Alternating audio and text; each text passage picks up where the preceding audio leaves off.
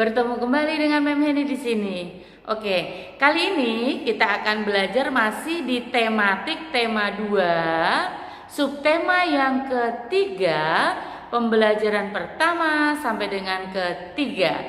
Bagaimana? Kalian sudah siap untuk belajar? Oke, tapi seperti biasa, sebelum belajar, kalian harus berdoa terlebih dahulu. Oke ya, tetap semangat. Mari kita belajar. Ya anak-anakku, sekarang kita akan belajar tematik kembali. Masih di tema 2, subtema yang ketiga, pembelajaran pertama sampai dengan ketiga. Ya, di sini kita akan belajar masih tentang persatuan dan kesatuan ya. Berarti kita belajar tentang pelajaran PPKN. Ya, yang pertama, persatuan dan kesatuan merupakan model utama untuk membangun sebuah negara yang aman, tentram, adil, dan makmur. Nah, zaman sekarang ini meskipun bangsa kita telah merdeka, tetapi semangat persatuan dan kesatuan itu tetap harus dibina dan dipupuk supaya tidak luntur. Ya, tetap utamakan persatuan dan kesatuan supaya negara kita menjadi aman, tentram, adil, dan makmur. Jika semangat persatuan dan kesatuan itu luntur dari jiwa kita, nah tidak mustahil kita akan dapat terpecah belah kembali. Ya, ingat itu ya. Jadi utamakan persatuan dan kesatuan. Perbedaan bukan untuk membuat kita terpecah belah, tetapi perbedaan harus menjadi sarana yang menyatukan kita semua. Kemerdekaan bangsa Indonesia itu diperoleh dengan perjuangan dan pengorbanan para pahlawan yang disertai semangat persatuan dan kesatuan. Nah, tanpa persatuan dan kesatuan, bangsa Indonesia akan mudah dijajah oleh bangsa lain. Nah, anak-anakku, dalam kehidupan, seorang manusia itu tidak akan memiliki arti jika ia sendiri. Pasti dia memerlukan orang lain. Seperti dikatakan bahwa manusia itu dikatakan sebagai makhluk sosial. Karena apa? Karena saling membutuhkan satu dengan yang lain. Kita lanjutkan. Dalam kehidupan bernegara, pengamalan sikap persatuan dan kesatuan diwujudkan dalam bentuk perilaku antara lain sebagai berikut. Yang pertama, mempertahankan persatuan dan kesatuan wilayah Indonesia. Yang kedua, meningkatkan semangat Bhinneka Tunggal Ika. Yang ketiga, mengembangkan semangat kekeluargaan. Yang keempat, menghindari penonjolan sara, ya, perbedaan suku, ras, agama, ya. Nah, ikrar kesepakatan pemuda itu diwujudkan dalam sumpah yang dicetuskan pada tanggal 28 Oktober 1928. Nah, di sini pemuda merupakan bentuk perilaku mengamalkan tetap tegaknya persatuan dan kesatuan. Ya, salah satu contoh perilaku mendukung persatuan dan kesatuan adalah kita memiliki rasa bangga sebagai bangsa dan negara. Nah, apa bentuk dari rasa bangga terhadap bangsa dan negara? Ya, bentuk dari rasa bangga terhadap bangsa dan negara itu diwujudkan dengan sikap mencintai dan menggunakan produk-produk dalam negeri. Kongres Pemuda Indonesia pertama itu berlangsung di Jakarta pada tanggal 30 April sampai 2 Mei 1926. Dan Kongres Pemuda yang kedua itu berlangsung di Jakarta pada tanggal 27 sampai 28 Oktober 1928. Kita lanjutkan. Pada malam penutupan, yaitu penutupan pada Kongres kedua ya, pada malam penutupan tanggal 28 Oktober 1928, Kongres Pemuda Indonesia kedua itu mengambil keputusan. Nah, apa saja keputusannya? Sebagai berikut keputusannya. Yang pertama, yaitu menerima lagu Indonesia Raya. Kalian tahu kan lagu Indonesia Raya ciptaan? Ya, ciptaan Wage Rudolf Supratman atau yang biasa kita singkat dengan W.R. Supratman. Nah, menerima lagu Indonesia Raya itu sebagai lagu kebangsaan Indonesia. Keputusan yang kedua, menerima sang merah putih sebagai bendera Indonesia. Yang ketiga, semua organisasi pemuda itu dilebut menjadi satu dengan nama Indonesia Muda, yang artinya berwatak nasional dalam arti luasnya. Yang keempat, diikrarkannya Sumpah Pemuda oleh semua wakil pemuda. Nah, sekarang apa isi ikrar Sumpah Pemuda? Kalian tentunya sudah pernah ya, sudah pernah menghafalkan, sudah pernah juga menuliskan kalau tidak salah waktu kelas 5. Ya, ini memangnya hanya mengulang saja. Isi ikrar Sumpah Pemuda. Pertama, kami putra dan putri Indonesia mengaku bertumpah darah yang satu tanah air Indonesia. Dua, kami putra dan putri Indonesia mengaku berbangsa yang satu, bangsa Indonesia. Tiga, kami putra dan putri Indonesia menjunjung bahasa persatuan, bahasa Indonesia.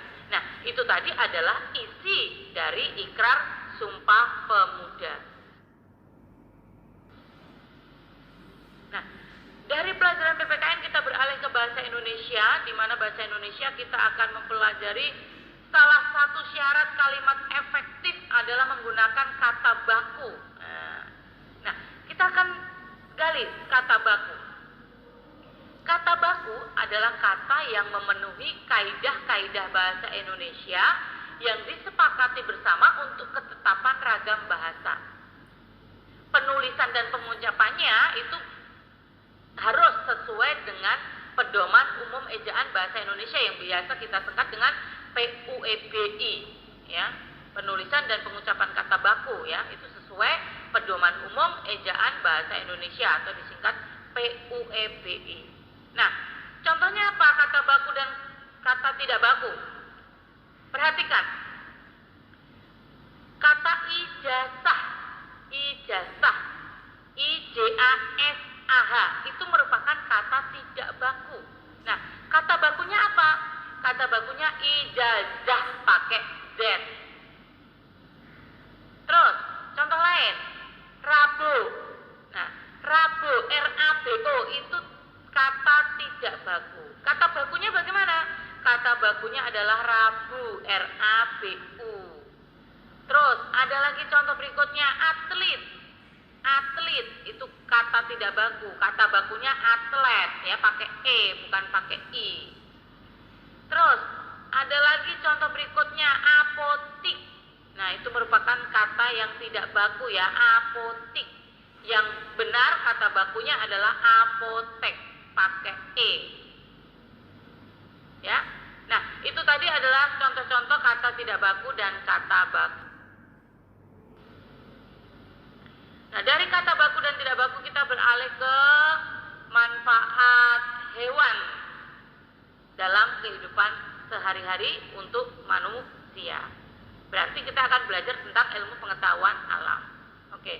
Yang pertama, hewan dimanfaatkan manusia itu untuk diambil apanya saja. Ya, betul sekali. Diambil dagingnya, ada yang diambil susunya, ada yang diambil telurnya, dan ada juga yang diambil tenaganya. Nah, yang kedua, tumbuhan dimanfaatkan manusia dengan memanfaatkan bagian apa saja? Ya, bagian akarnya, bagian batangnya, bagian daunnya, bagian buahnya, dan bagian bijinya. Ya, sekarang kita akan bahas satu persatu tentang manfaat tumbuhan bagi manusia dulu, ya. Ya, manfaat tumbuhan bagi manusia antara lain, yang A, sebagai bahan makanan. Contohnya, misalkan bagian daunnya, contohnya bayam, kangkung, ya, untuk sayuran. Yang B, sebagai bahan sandang, contohnya apa? Kapas, untuk membuat kain katun. Yang C, sebagai bahan bangunan, contohnya apa? Pohon jati, pohon mahoni, ya, untuk mendirikan rumah-rumah itu biasanya menggunakan pohon jati. Untuk mebel-mebel juga, ya, itu juga menggunakan pohon jati, ada pohon mahoni ada. Yang D, sebagai bahan obat-obatan, contohnya daun sirih untuk mengobati gatal-gatal, akar alang-alang untuk mengobati panas dalam, terus kulit batang kina untuk mengobati malaria, daun kumis kucing untuk obat batu ginjal, daun dadap untuk menurunkan panas, dan kalian masih bisa sebutkan lagi yang lainnya. Yang E, penghasil minyak atsiri. Nah, itu biasanya dilakukan di industri parfum untuk kosmetik ya, untuk kosmetik, untuk pewangi, dan ada juga yang untuk penguat rasa makanan. Yang F, sebagai bahan baku industri, contohnya getah karet untuk membuat ban. Itu dari getah karet. Ada juga getah pinus untuk membuat terpentin dalam industri cat, ya. Ada juga kelapa sawit untuk membuat minyak goreng. Terus manfaat yang G, sebagai bahan pewarna alami. Contohnya apa? Kunyit, ya, daun pandan, ya, wortel, ya, dan bisa juga cabai, ya. Itu sudah kita bahas yang lalu juga. Lalu manfaat berikutnya yaitu sebagai penyedap rasa. Contohnya lada, pala, cengkeh, serai, dan juga jahe. Nah, itu tadi manfaat tumbuhan bagi manusia. Nah, kalau tadi kita sudah berbicara manfaat tumbuhan bagi manusia, sekarang kita berbicara tentang manfaat hewan bagi manusia. Nah, manfaat hewan bagi manusia yang pertama, penghasil bahan pangan. Contohnya ayam. Nah, ayam diambil apanya untuk makan? Iya, diambil telur dan dagingnya. Kalau sapi, ya, sapi bisa diambil daging dan susunya, ya. Itu tadi sebagai penghasil bahan pangan. Yang kedua, sebagai penghasil bahan sandang. Contohnya wol. Wol itu dari biri-biri, ya. Terus sutra dari ulat sutra. Manfaat yang berikutnya yaitu sebagai bahan obat-obatan. Nah, ada hewan yang digunakan sebagai bahan obat. Contohnya apa? Ya, contohnya ular dan kalajengking itu biasanya diambil bisanya. Bisa itu apa? Ya, bisa itu racun, ya, diambil racunnya. Justru malah bisa untuk obat. Terus cacing juga bisa untuk pengobatan, ya. Kalau tidak salah untuk gejala tipes itu biasanya cepetan diminumin pil cacing. Nah, seperti itu. Yang berikutnya untuk diambil tenaganya, contohnya sapi, kerbau itu biasanya dipakai diambil tenaganya untuk membantu membajak di sawah, ya. Terus bisa juga untuk menarik gerobak. Itu sapi dan kerbau. Ada juga binatang kuda. Nah, kuda untuk menarik delman. Manfaat yang berikutnya yaitu sebagai bahan kerajinan. Contohnya misalkan sapi dan kerbau itu dimanfaatkan kulitnya untuk membuat wayang kulit, ya, untuk membuat hiasan-hiasan. Kerbau dan rusa bisa juga diambil tanduknya untuk hiasan juga bisa. Ya, itu tadi adalah manfaat dari tumbuhan dan hewan untuk manusia.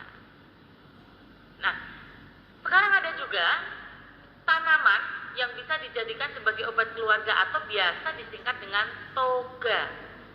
Toga singkatan dari tanaman obat keluarga. Tanaman obat keluarga itu apa? Tanaman obat keluarga adalah sebidang tanah untuk membudidayakan tanaman obat dalam rangka memenuhi kebutuhan keluarga akan obat-obatan.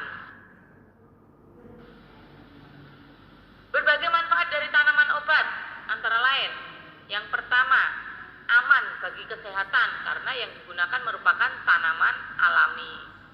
Yang kedua, lebih menghemat biaya karena mudah didapat. Yang ketiga, dapat dibuat menjadi obat herbal, ya, karena alami, ya. Yang keempat, membuat orang yang memilikinya pintar dalam memanfaatkan tanaman obat. Yang kelima, sarana memperbaiki status gizi masyarakat. Yang keenam, sarana untuk pelestarian alam karena merupakan tanaman khas Indonesia. Yang ketujuh, sarana penyebaran gerakan penghijauan, pengembangan, dan penyebar luasan. Dan yang kedelapan, merupakan sarana keindahan, ya, karena bisa memperindah pekarangan rumah kita yang kita tanami sebagai toga. Kita lanjutkan. kriteria jenis tanaman yang dibudidayakan dalam program Toga itu apa saja? Yang pertama, jenis tanaman memiliki manfaat untuk obat. Yang kedua, jenis tanaman sudah lazim digunakan sebagai obat. Yang ketiga, jenis tanaman dapat tumbuh dan hidup dengan baik.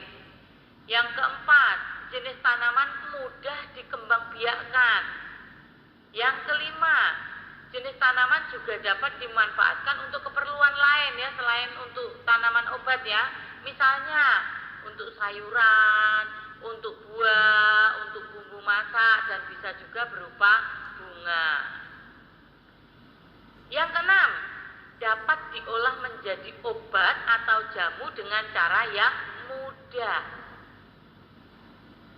Yang ketujuh, jenis tanaman masih tumbuh liar dan perlu dibudidayakan. Nah, itu tadi adalah kriteria jenis tanaman yang dibudidayakan dalam program Toga, tanaman obat keluarga. Yang berikutnya, contoh tanaman obat keluarga dan manfaatnya. Contohnya ya, lidah buaya. Nah, lidah buaya itu bisa digunakan sebagai tanaman penyubur rambut. Bisa juga dapat digunakan untuk meredakan batuk. Yang kedua, mengkudu atau biasa disebut dengan buah pace. Itu untuk meredakan osteoporosis atau pengeroposan tulang. Yang ketiga, jambu biji. Nah, kalian pasti sudah tahu ya jambu biji. Jambu biji itu daunnya yang masih muda itu dapat untuk obat diare. Ya. Selain itu, jambu biji juga bisa untuk mencegah penyakit demam berdarah. Contoh yang keempat yaitu daun sirih. Nah, daun sirih itu biasanya digunakan untuk menghentikan pendarahan pada saat mimisan ya, menggunakan daun sirih. Jadi hidungnya disumpeli pakai daun sirih itu. Nah, dari manfaat-manfaat tumbuhan dan hewan, kita akan beralih ke makna proklamasi bagi bangsa Indonesia. Berarti kita beralih ke pelajaran IPS. Ya, kita mulai lagi. Sebagai puncak perjuangan bangsa Indonesia, segala pengorbanan para pahlawan itu terbayar ketika Indonesia berhasil memproklamasikan diri sebagai sebuah bangsa yang merdeka. Nah, tentunya kalian tahu, Indonesia memproklamasikan diri itu pada tanggal 17 Agustus 1945. Nah, saat itulah proklamasi tanggal 17 Agustus 1945 menjadi pengakuan kepada dunia luar negeri bahwa Indonesia itu telah menyatakan diri sebagai negara yang merdeka. Makna yang berikutnya yaitu menaikkan martabat bangsa. Makna yang keempat, dapat memulai perjuangan sebagai negara baru. Dan makna yang kelima itu adalah tonggak sejarah Indonesia. Nah, karena proklamasi itu sebagai pintu awal kemerdekaan Indonesia.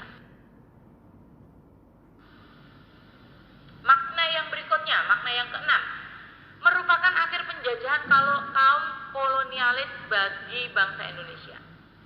Makna yang ketujuh, merupakan pernyataan kemerdekaan dan bebas dari belenggu penjajah. Makna yang berikutnya merupakan sumber tertib hukum nasional yang mengandung makna berakhirnya hukum kolonial dan digantikan dengan tata hukum nasional. Makna yang kesembilan, memberikan arah dan kewenangan bagi bangsa Indonesia untuk menuju masyarakat yang sejahtera. Makna yang ke-10, memberikan kesempatan kepada seluruh rakyat untuk menjadi masyarakat yang mandiri dan cerdas.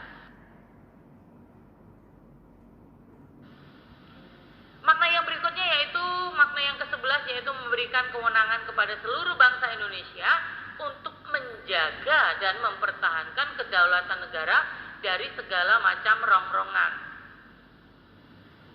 Makna yang berikutnya, makna yang ke-12, yaitu merupakan alat hukum internasional untuk bangsa Indonesia dalam melakukan hubungan dan kerjasama internasional.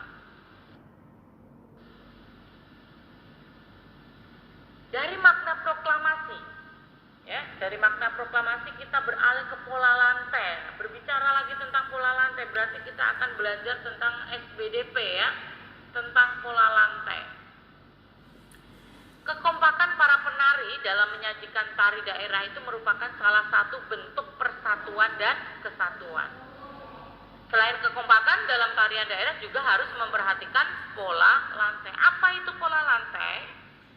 Pola lantai adalah denah yang dilakukan oleh seorang penari dengan perpindahan, pergerakan, dan pergeseran posisi dalam sebuah ruang untuk menari.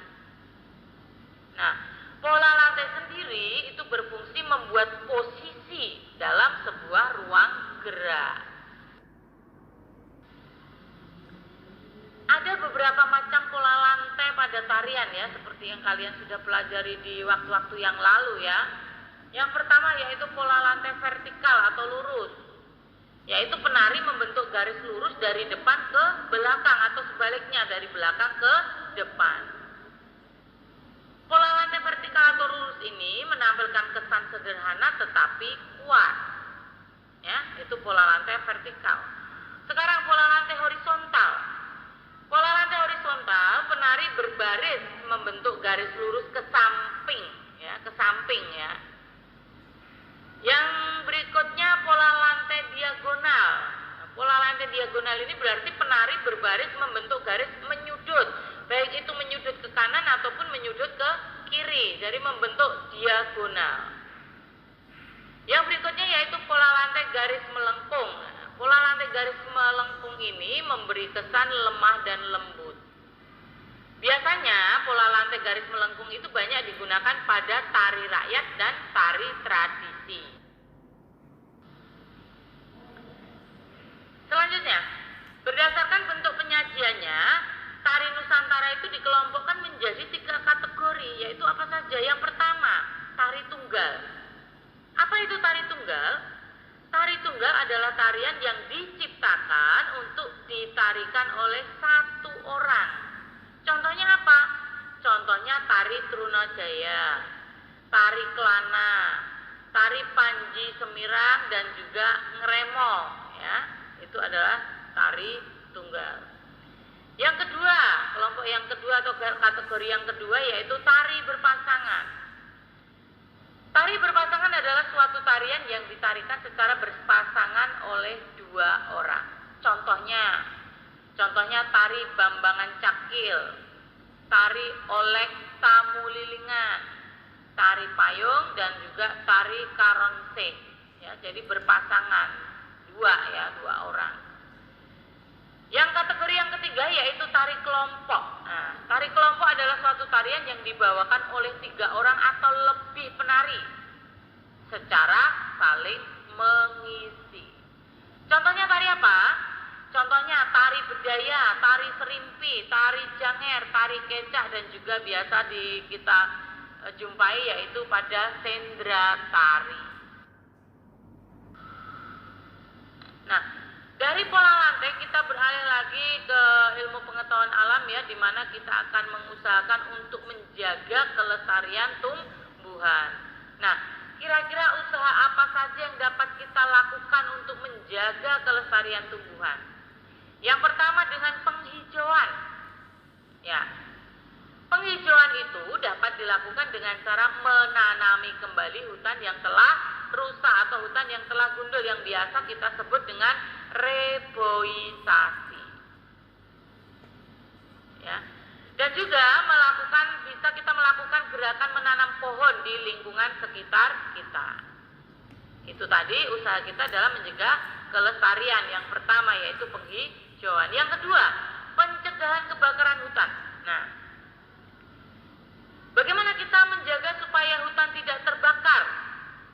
Yang pertama, tidak membakar hutan untuk membuka lahan pertanian.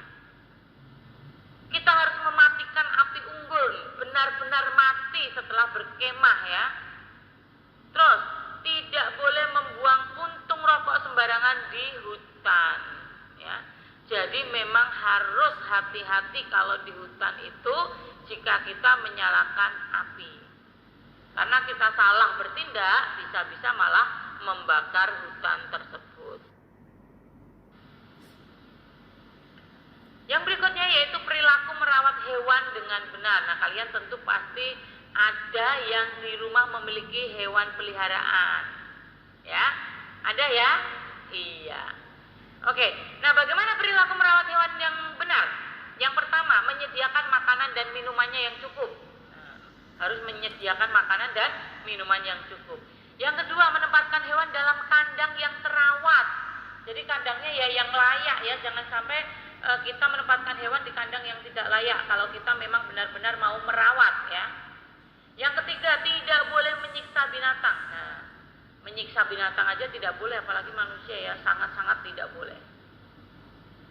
Yang keempat, jika binatang itu dijadikan tunggangan atau penarik beban, hendaklah jangan terlalu dikuras tenaganya. Udah dikasih beban yang berat, disuruh jalannya nanjak kayak di pegunungan. Kasihan ya. Mereka itu juga makhluk ciptaan Tuhan yang patut kita sayangi, patut kita rawat juga. Perilaku yang kelima yaitu jika melihat binatang sedang dalam bahaya, hendaklah kalian segera menolongnya. Contohnya apa? Misalnya kalian melihat anak ayam jatuh ke got, dia tidak bisa naik lagi ke jalan. Ya kalau kalian melihat, ya diambil itu anak ayamnya, diangkat, lalu dirawat, ya, diangkat dari got, diambil, terus dinaikkan. Kalau kira-kira kalian melihat induknya, ya terus langsung dikasihkan ke induknya. Ya, dari cara merawat hewan tadi kita beralih ke poster. Nah, poster atau plakat adalah karya seni atau desain grafis yang memuat komposisi gambar dan huruf di atas media berukuran besar. Ini sebetulnya juga sudah belajar ya di pembelajaran yang lalu. Nah, apa saja langkah-langkah pembuatan poster? Yang pertama, menentukan tema poster. Yang kedua, menentukan kalimat poster. Yang ketiga, merencanakan gambar poster. Yang keempat, membuat gambar dan kalimat posternya. Nah, sekarang apa tujuannya dibuat poster? Tujuan dibuatnya poster yang pertama untuk iklan. Jadi kita mengiklankan untuk menarik minat pembeli untuk membeli produk yang kita iklankan. Yang berikutnya yaitu tujuan berikutnya yaitu pendidikan, di bidang pendidikan. Yang berikutnya di propaganda dan sosialisasi dan juga dekorasi. Jadi tujuan dibuatnya poster itu bisa untuk iklan, bisa untuk pendidikan, bisa untuk propaganda, bisa untuk sosialisasi, dan juga bisa untuk dekorasi.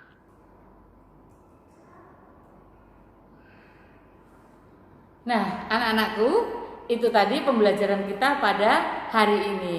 Dan untuk materi selanjutnya, kita akan bertemu kembali di esok hari untuk melanjutkan materi yang selanjutnya. Dan tetap semangat buat anak-anakku semua.